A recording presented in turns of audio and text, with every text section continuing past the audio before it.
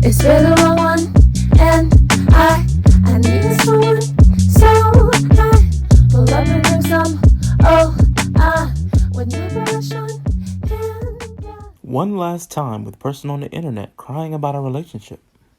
Side note, we're gonna go on a little tangent, personal anecdote time.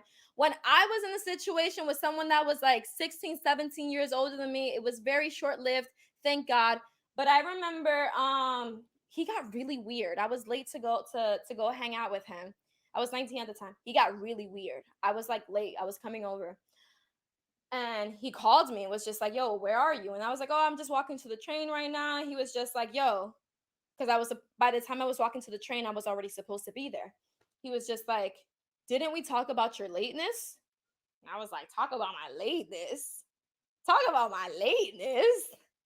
Like he made it sound like we had this conversation where it was like, "Don't be late." Like also, it's like, "You're not my dad." Like that's weird. Like we literally talked about how I literally talked about how I'd be late.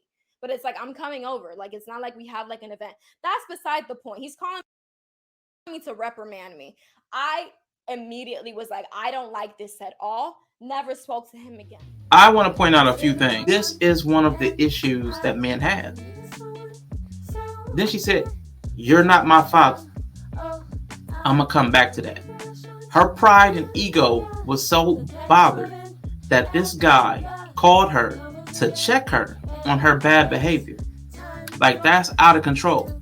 That's what a lot of dudes are dealing with. And they'll get crossed off a list because they ask for reasonable respect. Basic human decency. Why do you think that is? We have miscommunication? Absolutely. And that's another thing. She said, we were just supposed to be hanging out together. I could see if we were going to an event. So what that tells a man is, oh, if you were dealing with somebody else other than me, you would have showed the proper respect by showing up on time. But because it's me, I don't get that type of respect. I don't want that respect on my own.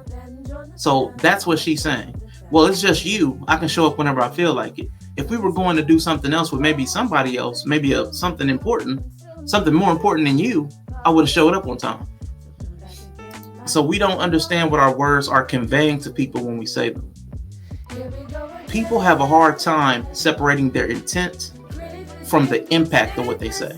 And that's a big thing. I don't intend to disrespect you. I mean, she's not aware that she's disrespecting. Her intent is, I'm going to show up when I show up. Because a lot of people are very selfish. So their intent is self-centered. They're not even considering you at all, which is the problem. The other people notice the lack of consideration. The other people notice the lack of respect. But the impact is, oh, I'm being disrespected.